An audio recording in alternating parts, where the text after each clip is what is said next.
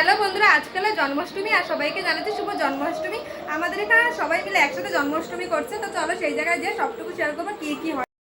মা জেঠি এই যে আমরা যাচ্ছি এখন সেই বাড়িতে চলেছে, গান চলছে তো তাই শুনতে পাবেন না। মা আর ভাই এখন নমস্কার দিল, ওই যে গোপুরা বসে গান বাজছে। এখানে সব গোপু সোনাদের সাজানো হয়েছে, এই যে